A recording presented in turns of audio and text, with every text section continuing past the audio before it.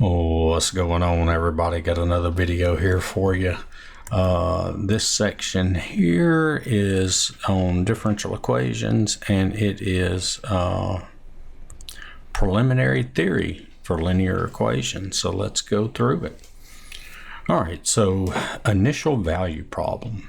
For a linear differential equation, that's what the DE means, differential equation, an nth order initial value problem, which we'll abbreviate IVP, is you solve, here's your differential equation, subject to this. Y of x naught equals y naught, y prime of x naught equals y of 1, and so on. So that's what an initial value problem looks like. So you'll have a differential equation subject to some conditions here. We've got an existence theorem, existence of a unique solution. Let an minus 1, a1 to a naught be continuous on an interval I, and let a sub n of x not equal 0 for every x in this interval. If x equals x naught is any point in this interval, then a solution y of x of the initial value problem exists on the interval and is unique. So we've got to meet all of this for it to be unique. So let's look at this example here. It says y equals 3 e to the 2x plus e to the negative 2x minus 3x is a solution of the initial value problem. Y double prime minus 4y equals 12x, y of 0 equals 4, and y prime of 0 equals 1. So basically, in this section, we're not really solving differential equations. We're just looking at the differential equation and their solutions and all that kind of stuff. And we'll start solving them later on in later videos. All right, so from this we can see the differential equation is linear. Okay, there's your differential equation, and it is linear. The coefficients as well as g of x equals 12x are continuous. All right, so here's the a of x's in front of the y double prime, the y.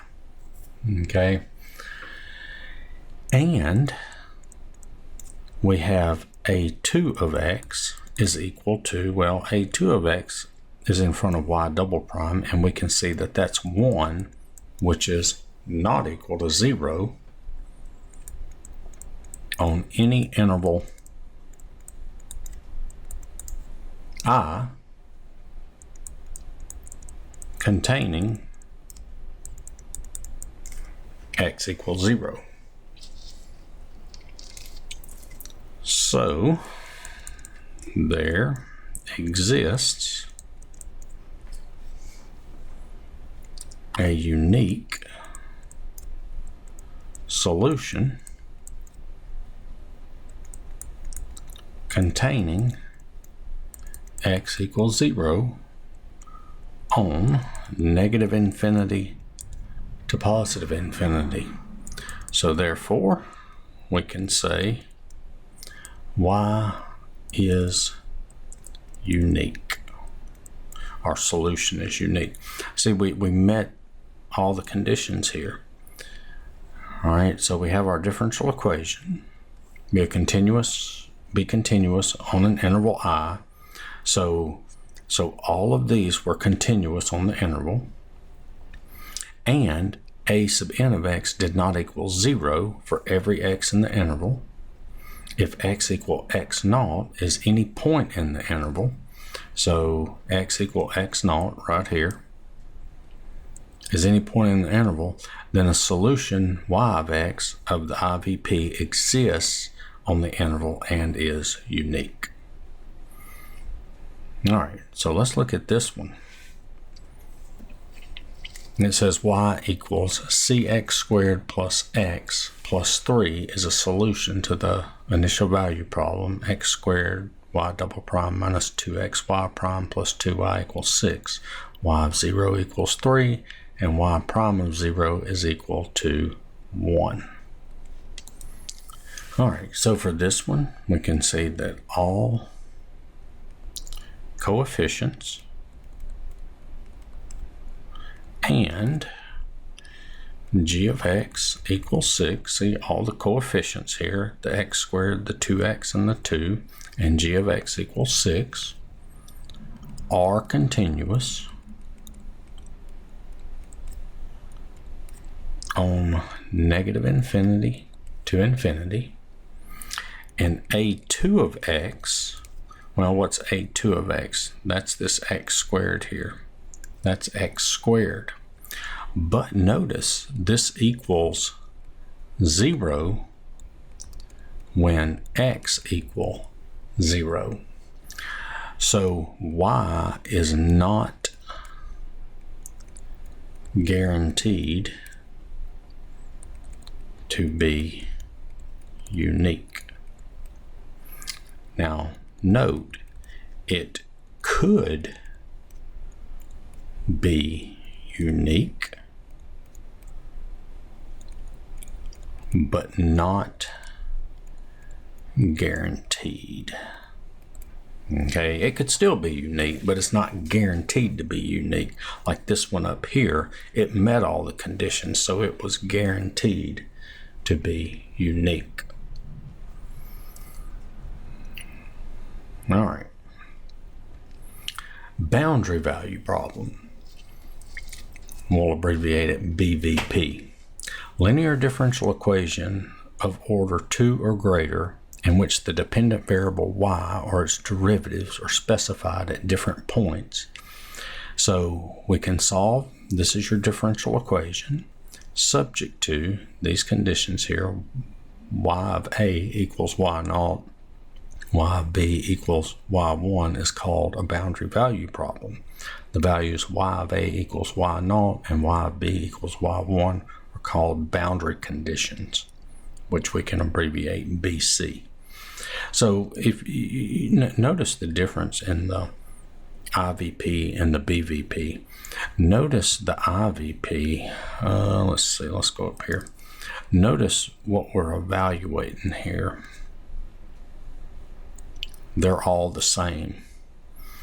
And for the boundary value problem, these two values are different. All right. So let's look at this example here. The two-parameter family of solutions of the differential equation x double prime plus 16x equals 0 is x equals c1 cosine 4t plus c2 sine 4t. Determine the solution of the equation that further satisfies the boundary condition x of 0 equals 0 and x of pi over 2 equals 0. All right. So for x of 0 equals 0, so I'm going to plug 0 in for t and this 0 in for x. So I'm going to get 0 is equal to c1 cosine of 4 times 0, which is 0, plus c2 times sine of 4 times 0, which is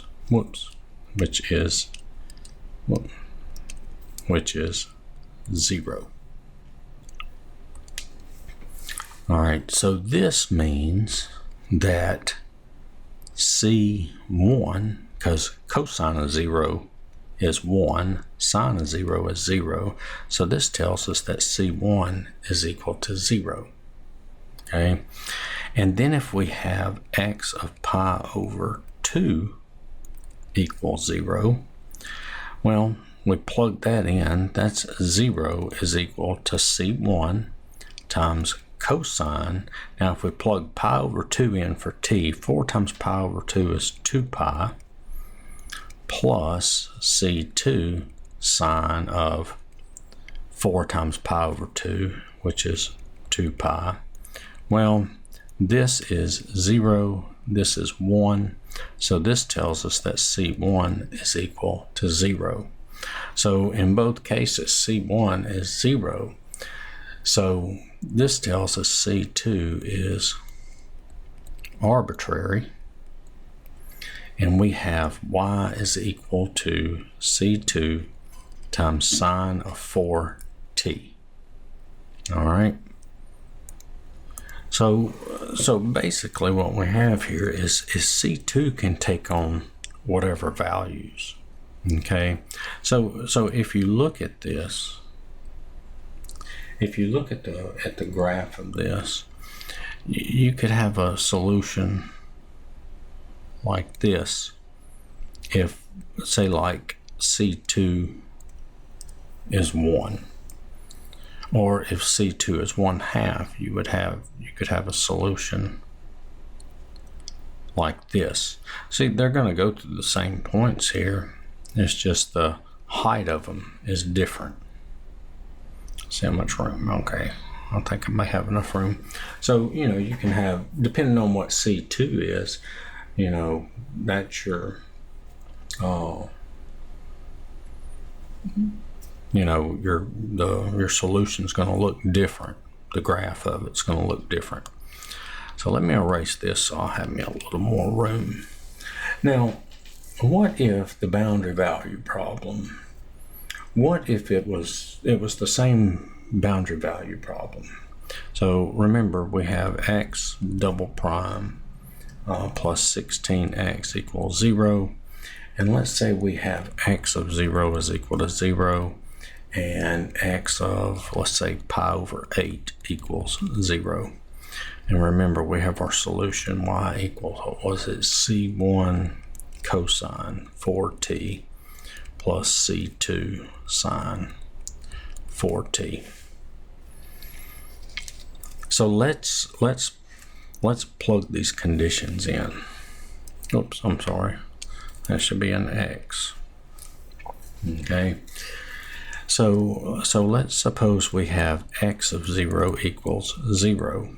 So that's going to mean 0 is equal to C1 cosine 0 plus C2 sine of 0, which that's going to tell us C1 is equal to 0.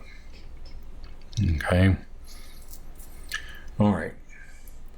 Now, what if we apply this one, x of pi over 8 equals 0? Well, that's going to be 0 equals C1 cosine of what? Well, if we plug pi over 8 into t right here, that's going to be cosine of pi over 2 plus C2 sine of pi over 2. All right, so what does this mean? Well, cosine of pi over 2, that's 0. Sine of pi over 2 is 1. So this is going to give us C2 equals 0. Okay, so that tells us that x is equal to 0. X equal 0 is a solution with those boundary conditions. Okay, and we're not going to do it, but it can be proved that x equals 0 is the only solution with these boundary conditions. All right, and then let's go a step further, and we have x double prime plus 16x equals 0. And let's suppose we have the boundary condition x equals 0, x of 0 is equal to 0, and x of pi over 2 is equal to 1. And remember, our solution is y C1 cosine 4t plus C2 sine of 4t. So if we do x of 0 equals 0, I keep writing y right here. That should be an x. All right. So if we have x of 0 equals 0, that means 0 is equal to c1 times cosine of 0 plus c2 times sine of 0. And so that's going to tell us that c1 is equal to 0. But let's apply x of pi over 2 equals 0. So we're going to use this one. So if we plug pi over 2 into here, well, what is that going to give us? That's going to give us 0 equals c1 times cosine of 2 pi plus c2 times sine of 2 pi. And then we know this is 0. I'm sorry. That should be equals 1. I don't know why I wrote. No, I'm sorry. No, that's 0. This one should be 1. Okay. Oops. C1 equals 0. All right.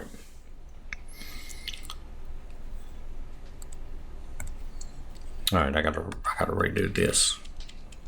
I messed up when I didn't put the 1. So now we've got C1 is equal to 0. So that tells us that y is equal to C2 sine of 4t. So if we apply this condition to y equals C2 sine of 4t, that gives us 1. Oops, and this should be a 1 right here. 1 is equal to C2 sine of, and if we plug the pi over 2 in, that's going to be sine of 2 pi, which this is going to be C2 times 0, which equals 0. So this is saying that 1 is equal to 0. You see that? So this one has no solution. Whoops. All right. So that was just based on different boundary conditions. Okay. All right, let's look at this. Homogeneous equations. A linear nth order differential equation of the form this. Okay. It's a homogeneous equation. It equals, notice it equals 0 here. It's said to be homogeneous, whereas an equation that's your differential equation, is equal to some function g of x, with g of x not 0 is said to be non-homogeneous.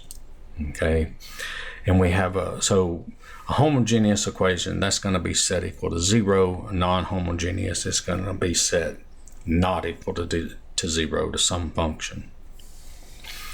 And so a note here, to solve a non-homogeneous linear equation, we must first be able to solve the associated homogeneous equation. And we'll get into all that in later videos on how to solve these things. All right, and then we have differential operators. In calculus, differentiation is often denoted by the capital letter D. That is, dy dx is equal to dy. The symbol D is called a differential operator. So, for example, we got this D of cosine 4x. Okay, that is just equal to -4 sine 4x. We'll just take the derivative of it. That's what that is. It's another way to represent the derivative, to take the derivative of a function. Okay. Higher order derivatives can be expressed in terms of d. So the second derivative of y with respect to x, we can write like this, which we would write like this right here. That would be the second derivative. And then if you had the third, fourth, fifth, sixth derivative, or the nth derivative, we would notate it like this.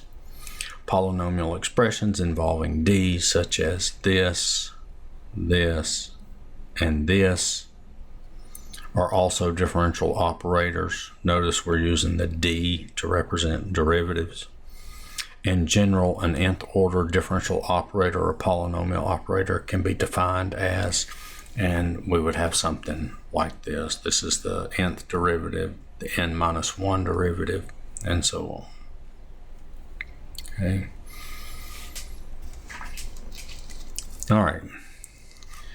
So L alpha of alpha f of x plus beta g of x is equal to alpha L of f of x plus beta L of g of x.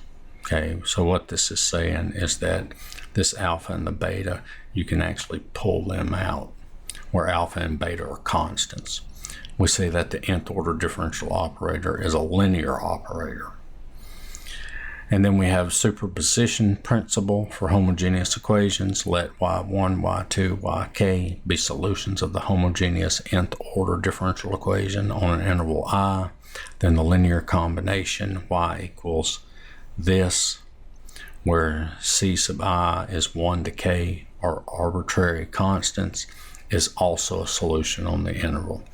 So if y1, y2, yk are solutions, then we can write the sum of them as a solution on the interval. A corollary to the above theorem, a constant multiple y equals c1 y1 of x of a solution y1 of x of a homogeneous linear differential equation is also a solution. So we can multiply the solution, the y1 of x, we can multiply it by a constant, and it's also a solution. And a homogeneous linear differential equation always possesses the trivial solution y equals 0. All right, so let's look at a couple of examples here to kind of show you what we mean, what we're talking about here. That says the function y1 equals x squared and y2 equals x squared natural log of x are both solutions of the homogeneous linear equation. This, on the interval 0 to infinity, by the superposition principle, the linear combination y equals c1 x squared plus c2 x squared natural log x is also a solution. That's what that means, what we did above there. That's what, where is it? That's what this means when it says if this, this, and this are solutions, then this is a solution. So that would be if this and this are solutions, then this is also a solution. And the function y equals e to the 7x is a solution of y double prime minus y prime plus 14y equals 0. So this function is a solution here, and because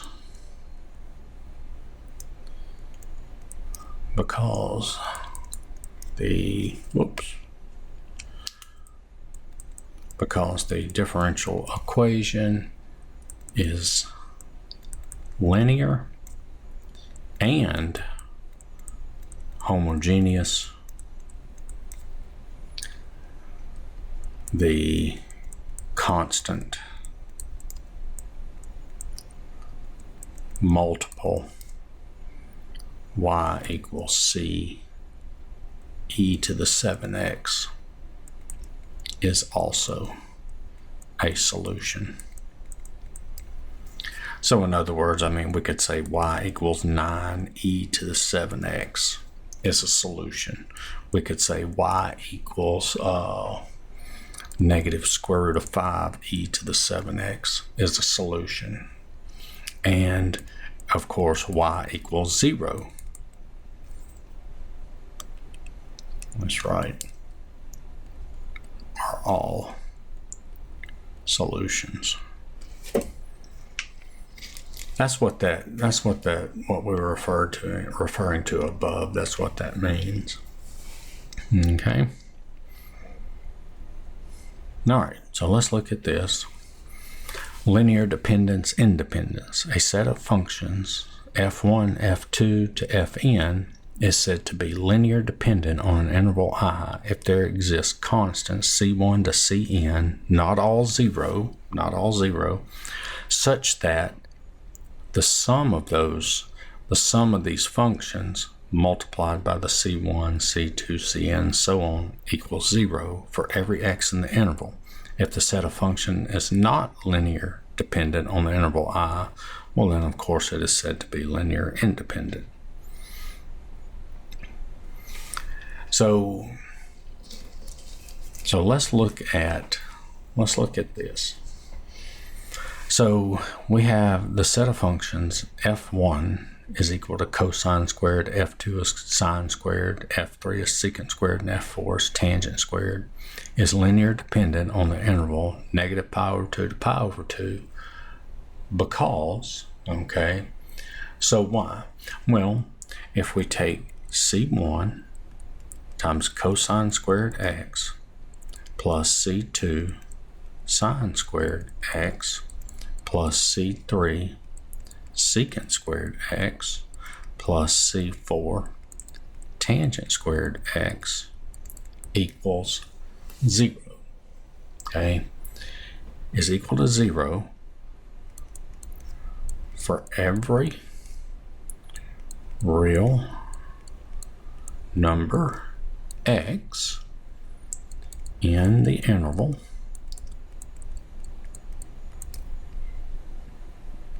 when, and we can let c1 equal 1, c2 equal 1, c3 equal negative 1, and c2 equal 1. So if we let the c1, c2, c3, c4 equal those numbers, that would give us cosine squared x plus sine squared x minus secant squared x plus tangent squared x, and that equals 0. So how do we know that? Well, we know that sine squared plus cosine squared is 1, right? Minus, and then we have the fact that, let me write that in a different color, 1 plus tangent squared x equals secant squared x, right? So if I replace secant squared with 1 plus tangent squared, that would be 1 plus tangent squared. Okay, that's replacing the secant squared. And then plus this tangent squared here. All right, so I've got 1, well, let's just write it out.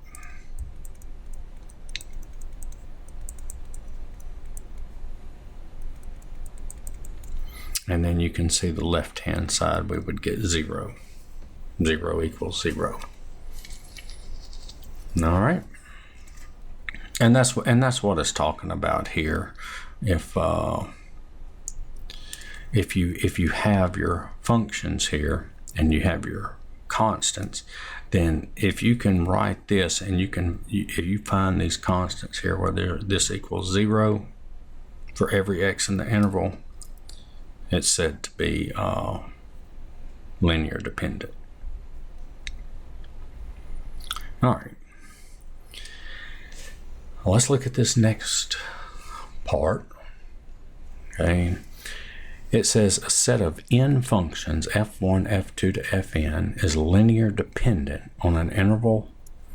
That should be, I left off the L, interval I, if at least one of the functions can be expressed as a linear combination of the remaining functions.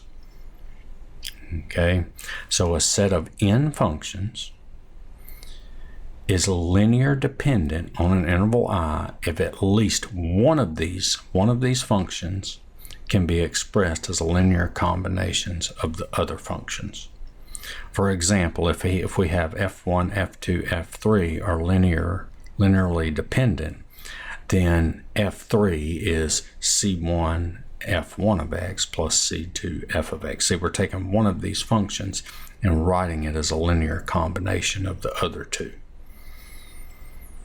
So let's look at an example of this. All right, so we have the set of functions f1, f2, f3, and f4 is linear dependent on the interval 0 to infinity because, and we're going 0 to infinity, that's our interval, because we can rewrite f2 of x is equal to 1 times f1 of x plus 5 times f3 of x plus 0 times f4 of x. And let's look and see how that would work out. So f2 of x would be 1 times f1 of x, square root of x plus 5, plus 5 times f3, which is x minus 1, plus 0 times x squared. And this would equal the square root of x plus 5 plus 5x minus 5 plus 0. And this would leave us with the square root of x plus 5x. The 5's go out. And you can see that gives us f2 up here. So we wrote f2 as a linear combination of these other three functions. And so that means it's linear dependent. All right.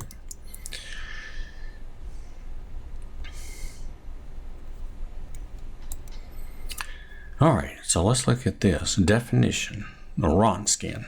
Suppose each of the functions f1 to fn possesses at least n minus 1 derivatives. Then the determinant, which the Wronskian of those functions, is this. This is a determinant. Okay, the lines here need to be straight. Don't put the little bars on there like that. That would be a matrix. So just remember, this is the determinant here. And notice the first line is the functions, and then the first derivative, then we would go to the second derivative all the way to the n minus 1 derivative.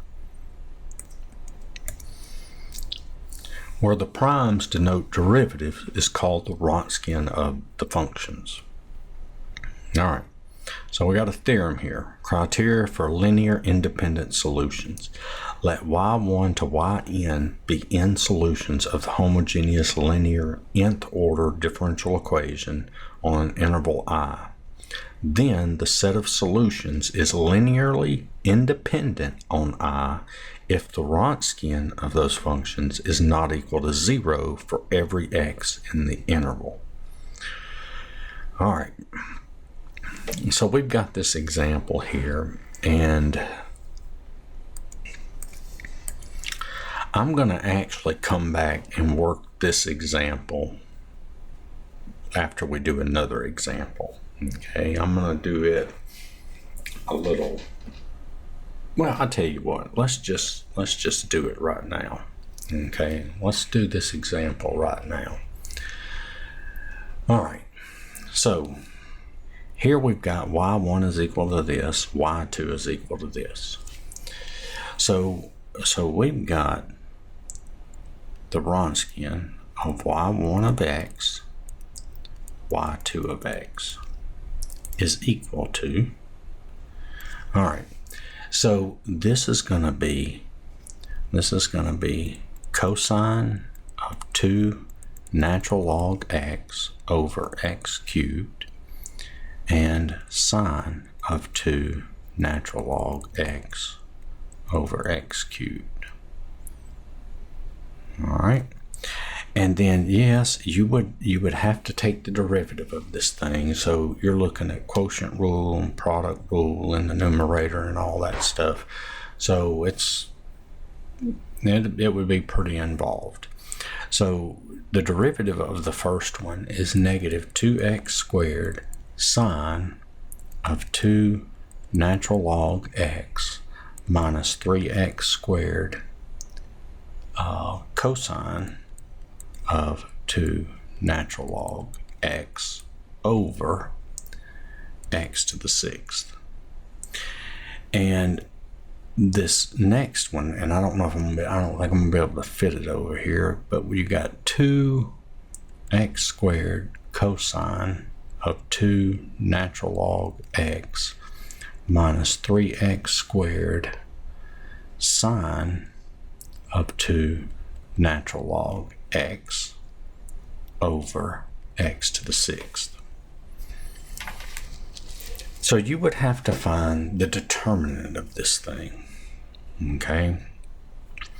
And that's, you can see how, I mean, you got to multiply this times this minus this times this, okay? But instead of doing that, instead of evaluating that, we can choose x to be equal to 1. So we choose x equal 1.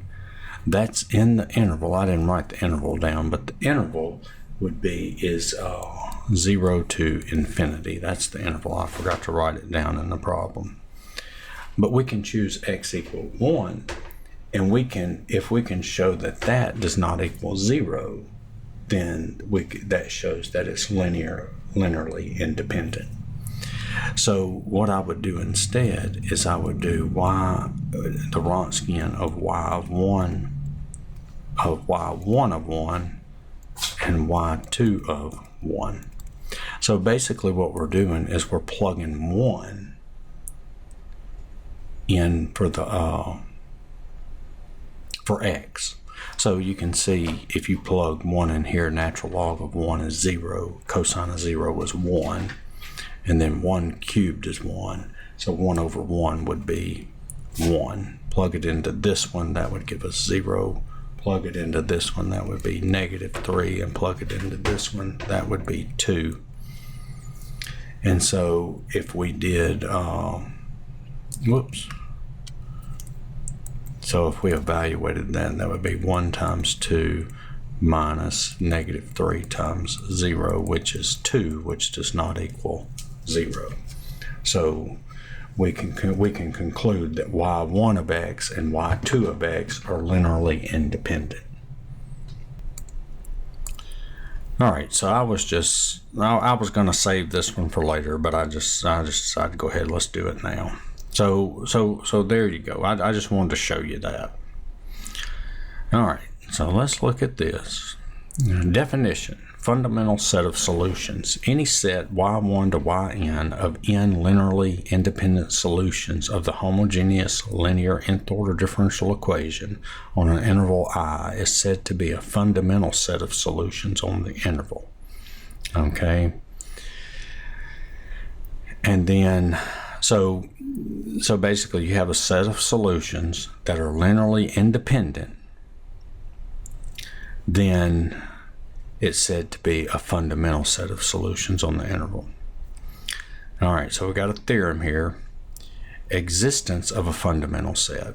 There exists a fundamental set of solutions for the homogeneous linear nth order differential equation on the interval I. General solution for homogeneous equations. Let y1 to yn be a fundamental set of solutions of the homogeneous linear nth order differential equation on an interval I.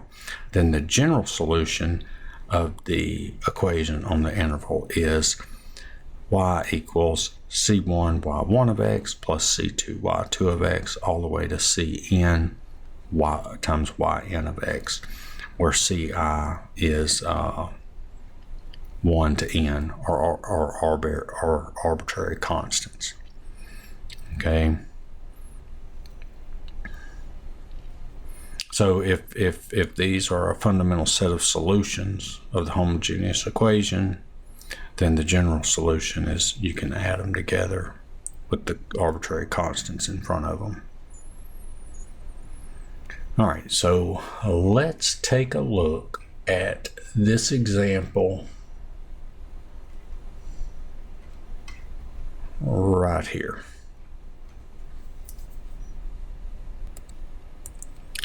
All right, so the functions y1 equals e to the 3x and y2 equals e to the negative 3x are both solutions of the homogeneous linear equation y double prime minus 9y equals 0 on the interval negative infinity to positive infinity. And by inspection, the solutions are linearly independent on the x-axis. Well, let's show that they're linearly independent. So how can we do that? Well, we will do the Wronskian.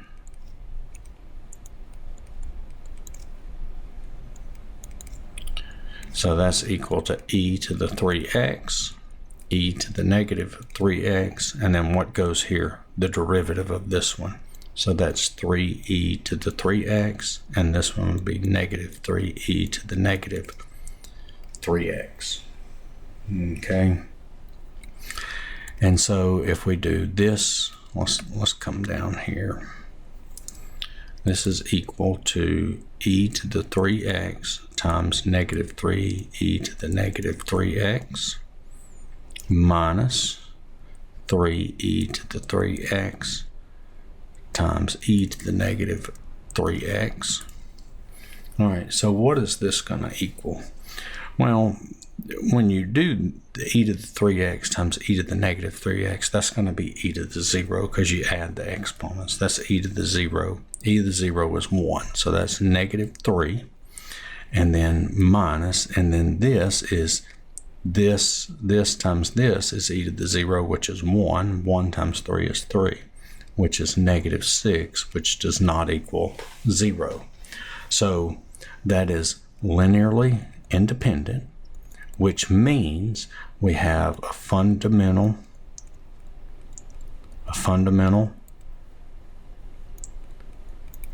set of solutions, and so we can say that y equals c1 e to the 3x plus c2 e to the negative 3x is the general solution of the equation on the interval negative infinity to positive infinity. And that's what this is saying up here. Where is it? Well, it was somewhere right here. That's what this is saying right here. Okay. We showed, okay, so it says, let that be a fundamental set. So the fundamental set, it says any set, this, of n linearly independent solutions.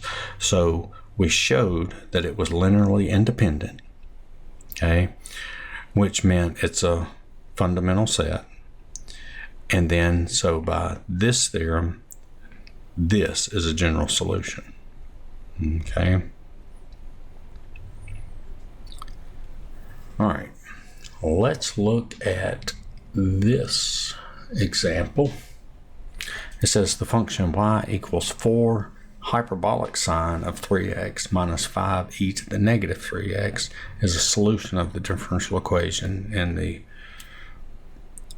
previous example. To verify, we must be able to obtain this solution from the general solution y equals c1 e to the 3x plus c2 e to the negative 3x. All right. So we've got to, let's see if we can get this solution from this one. Okay. All right. So we want to get this right here. Okay. So we've got y equals c1 e to the 3x plus c2 e to the negative 3x. Well, if we let c1 equal 2 and we let c2 equal negative 7, that would give us y is equal to 2e to the 3x minus 7e to the negative 3x, right? Just plugging in the values of C1 and C2. Well, we can rewrite this as 2e to the 3x minus 2e to the negative 3x minus 5e to the negative 3x. You see the minus 5e to the negative 3x? That's right here. Okay. And then this is going to be 4 times e to the 3x minus e to the negative 3x over 2 minus 5e to the negative 3x. So all I did for this part right here is I factored out a 4. Okay, and if I factor and notice if I multiply the 4 back through, I end up with this. Okay, and then you know from the formula for hyperbolic sine, this is equal to 4, and this is the hyperbolic sine. This is the hyperbolic sine of that exponent there, 3x minus 5e to the negative 3x. All right, and that's what they're wanting you to do there. All right, so let's look at this one. We don't have too much longer left, but let's go ahead and keep on moving along. So the functions y1 equals e to the x, y2 equals e to the 2x, and y3 equals e to the 3x satisfy the third order equation, this. Okay. All right, so let's do this. Let's write a general, see if we can write this as a general solution. So we need to show that these are linearly independent, which means they would be a fundamental set, which means we can write it as y equals c1 times y1 plus c2 times y2 plus c3 times y3 would be a general solution. Okay, and so we've got e to the x, e to the 2x, e to the 3x. So we're going to do the Wronskian. So that's going to be e to the x, e to the 2x, and e to the 3x. All right, and then we'll have the first derivative here. That's e to the x, 2e to the 2x, and 3e to the 3x. And then the the second derivative would be e to the x, 4e to the 2x, and 9e to the 3x. All right, so do you remember how to calculate this? Okay, so let's go through that. So remember, what you want to do is you want to take this out and this out. And so you're going to have e to the x times, and that's going to be 18 e to the 5x, that times that minus that times that. That's going to be minus 12 e to the 5x, right? And then, so that's that one. And then we do the next one. We're going to cross this one out and this one out. And so that's going to be minus, remember the sign changes, e to the 2x times, and then this times this, that's going to be 9e to the 4x minus 3e to the 4x. And then plus, so the top line will be crossed out, and we'll do this one, plus e to the 3x times, and that's e to the x times 4e to the 2x would be 4e to the 3x minus 2e to the 3x. All right. And then this would be 6e to the 6x. That's going to be 6e to the 5x, right? 6e to the 5x times e to the x would be 6e to the 6x minus, and this would be 6e to the 6x, and then plus, what is that going to be? 2e to the 6x, which that's going to be 2e to the 6x, which that does not equal 0. Okay, so that means they're linearly independent. So we have a fundamental set, and so we can say y equals c1 e to the x plus c2 e to the 2x plus c3 e to the 3x. So it's just this right here, adding those up, is a general solution. All right, so moving right along. All right, general solution for non-homogeneous equations. Okay. All right, so let yp be any particular solution of the non-homogeneous linear nth order differential equation on an interval I, and let y1 to yn be a fundamental set of solutions of the homogeneous differential equation on I. Then the general solution of the equation on the interval is y equals c1 y1x plus c2 y2x plus cn yn of x plus yp of x, where c of I goes 1 to n are arbitrary constants. And so basically we have y is equal to this plus yp of x. And this part here, this is called the complementary function. All right, and so we would have y is equal to y sub c. Y sub c is your complementary function plus your particular. That would be the solution, and that's for a non-homogeneous differential equation. That's where the differential equation does not equal 0. Okay. All right, we're just about done with this video, so just stick around. We got that example, and then we got this to go over, and one more example. All right, so by substitution, the function yp is equal to negative 11 over 12 minus 1/2 x is readily shown to be a particular solution of the non-homogeneous equation this.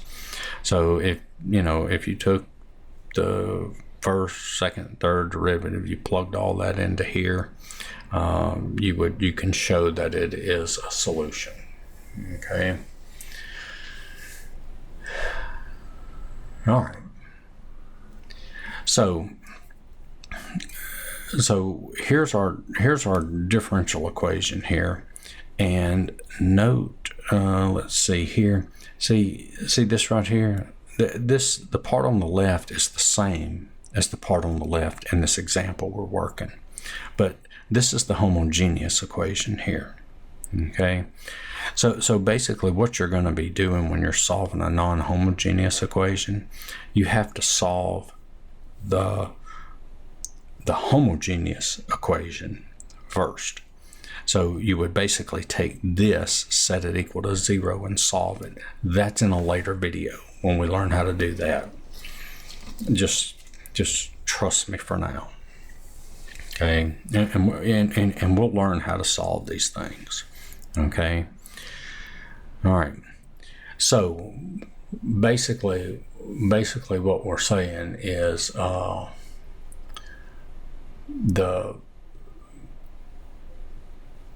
general solution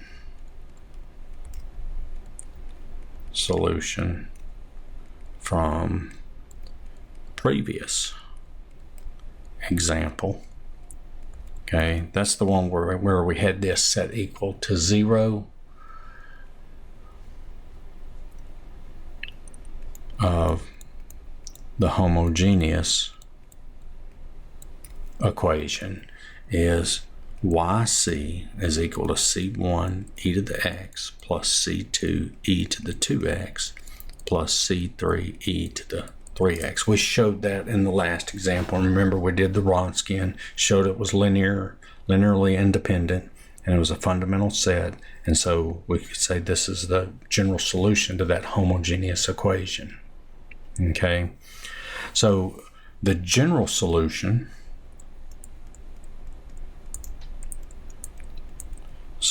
of this non-homogeneous equation, this one right here, would be y is equal to, well, what did it say? yc plus y of y sub p, which is c1 e to the x plus c2 e to the 2x plus c3 e to the 3x plus this particular solution, minus 11 over 12 minus 1/2 x. And that would be your general solution to that non-homogeneous equation. All right, last part we got to go over. All right, theorem, superposition principle for non-homogeneous equations. Let yp1, yp2 to ypk be k particular solutions of the non-homogeneous linear nth order differential equation on an interval I, corresponding in turn to k distinct functions, g1, g2, gk. All right, so the g1, g2, and gk, that would be, so you can see down here where you have your differential equations, those functions would be the ones over here on the right hand side. That is, suppose y sub p sub I denotes a particular solution of the corresponding differential equations, that's what I just said. Okay, so that's the g's are the ones over here on the right hand side of the equal sign, where I is 1 to k. Then yp of k is y sub p of 1 of x all the way to yp sub p of k of x is a particular solution of the differential equation with, you've got your g1 to gk over here. All right. So let's look at an example to see what we're talking about here. So it says you should verify that yp1 equals negative 4x squared is a particular solution of y double prime minus 3y prime plus 4y equals this. And then that this second particular solution is a solution of this one, and this one is a solution of this one. Okay, so we can verify that. Let's go through and let's just take the yp of 1 equals negative 4x squared. Let's just verify that one. We're not going to go through and verify all of them. Okay, we'll verify that one. And so you can see here's our differential equation right here. So I need the first and second derivatives. So yp1 prime is equal to negative 8x, and yp1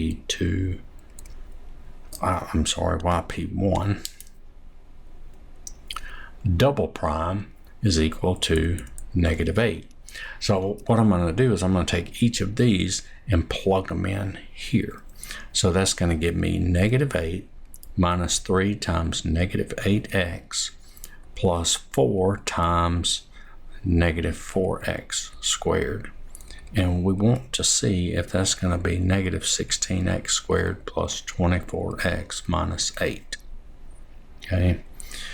And so, of course, you can see that's going to be negative 8 plus 24x minus 16x squared equals negative 16x squared plus 24x minus 8.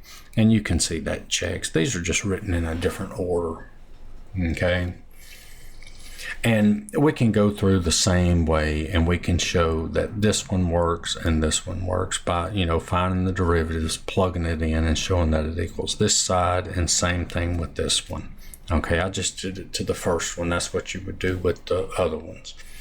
And since those are solutions, so what does that mean?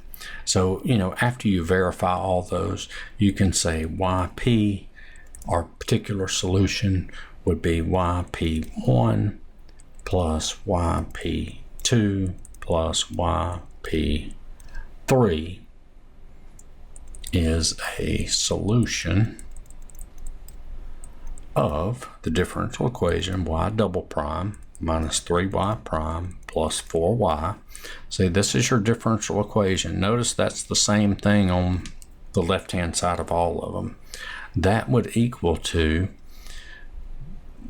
this differential equation is equal to negative 16x squared plus 24x minus 8 plus 2e to the 2x plus 2x e to the x minus e to the x.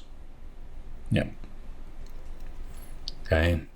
So we could say that yp is equal to negative 4x squared plus e to the 2x plus x e to the x.